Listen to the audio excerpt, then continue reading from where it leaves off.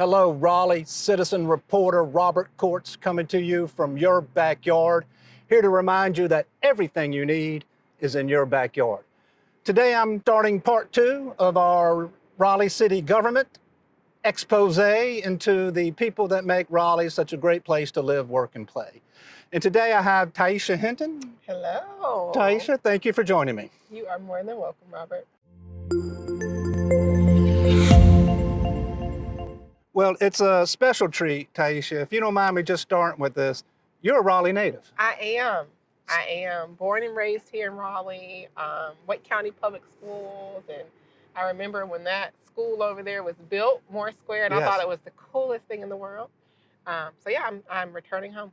Well, that is fantastic. Well, let me say, I've been here since I was 18, but thank y'all, all you Raleigh citizens, for inviting me and everyone here, or allowing us to crash, as it may be. But as an immigrant to Raleigh, of both. Yeah, it's always a pleasure to meet someone who's been here for eons. Yeah, Yes. I'm learning it's a rarity since I've been back. Yes. When I tell people that, they're like they saw a ghost almost. Yes. Well, you are rare. They're like number 6. I've been counting. But today, more than that, I'm here to talk to you about your new job, right? And I believe it is even newly invented. It's not just new to you, it's new to us. Yeah, so the Office of Community Engagement was actually a part of effective July 1 of last year. Okay. So it's brand new office, and then I came on board in September, the end of September last year. Okay, so that's So awesome. what's this, February? Where are we at now? Just shy, it's the 31st. Okay, so a couple of months. Yes. So your title is Community Engagement Manager. Yeah. All right, and if you don't mind, I did a little creeping. I mean, I Googled you. Oh, Lord. The Office of Community Engagement is to advance the city's goal of empowering and reimagining community engagement efforts. Yeah. Okay, what does that mean? What does that mean? Yeah, so it's a really cool way to say that I have the opportunity to just listen to what the needs are in the community and work within city resources to identify solutions to them. So I listen to people, Nice. I find solutions, and if I can't find a solution, I go back to those people and kind of explain why. Okay, so it's kind of an evasive, you got to find an answer, right? There's no... I need to do my darnest to do so. Okay. Or at least be able to articulate kind of, what's within scope, right? Okay, yes. Because I think sometimes when people hear the city, they think, square mileage of the entire city, and there's only so much within our scope of responsibilities, and it's a lot. Right. But just being clear about kind of what that looks like. Right. There's what county, state, and other opportunities and obligations. Yeah. Well, in my journey as a Raleigh citizen, I think of late, Raleigh city government is really trying to be more inclusive. Yep. All right. And this is clearly one of those efforts. Yep. So along my investigative journalistic background check, I looked at your LinkedIn account. It's all lies. Just kidding. But something on there struck me. Sure. You list yourself as a diversity, equity, and inclusion champion. Yeah. First of all, I love champion. And that seems to be what your job is, right? You champion. Yeah. But what does it mean to be, in your opinion, diversity, equity, and inclusion? Yeah, so to me, it's really about, are we doing what we're saying, right? And I think there's a difference between, you kind of hear the phrase, you have a seat at the table, Yes. right? That's great, but when I'm at the table, are you listening to me? Right. Are you taking my advice into serious consideration? Do I have the same amount of your attention Right. as someone else who may be at the table? And how can what I say actually influence the decision that you're going to make? Right. And so I think it's important for us to be cognizant of how those lived experiences can help us shape kind of where we arrive. Right. So for me, it's important that, our residents and our work and our activities and our everything reflects what the city looks like. So being diverse, being equitable, and being inclusive of all. Right.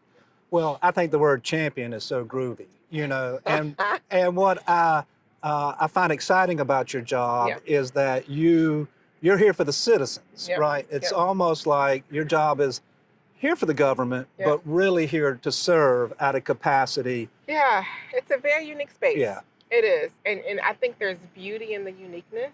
and I think are part of the problems, not just in Raleigh, but everywhere. It's Yes. like this us versus them. And I am both. Right. I love that. You Yes. know what I mean?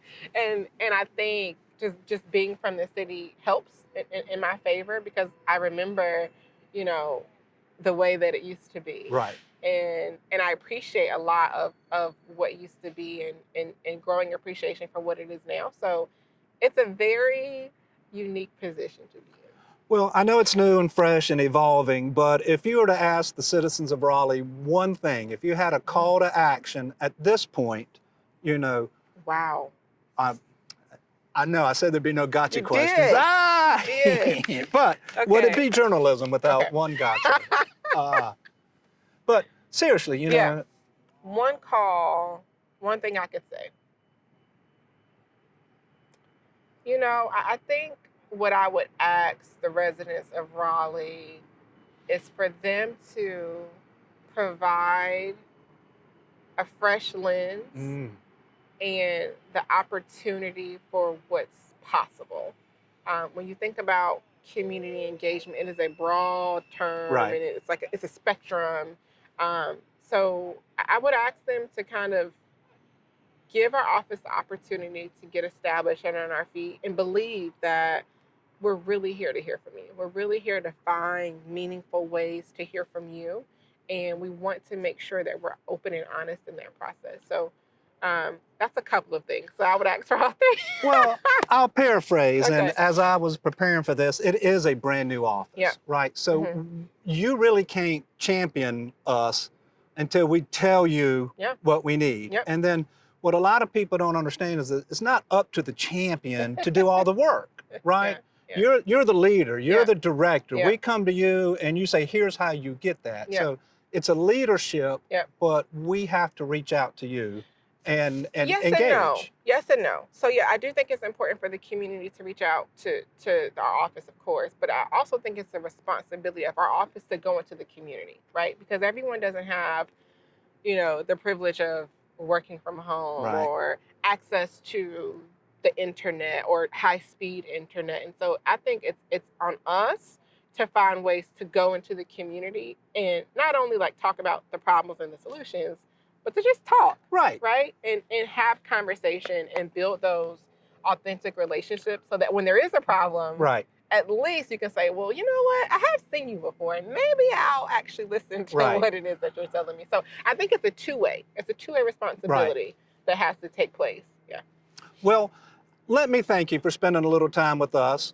With your permission, we'll put your contact information out Sure. there. Yep. All right. Mhm. And let me just say, Raleigh, everything you need is right here in your backyard. And if you're looking for a champion to help you in your community involvement, Tiesha Hinton, Yes. Raleigh City Government, stands ready to help. Absolutely. Thank you. We'll see you next time. Wave them out. Bye. Bye-bye.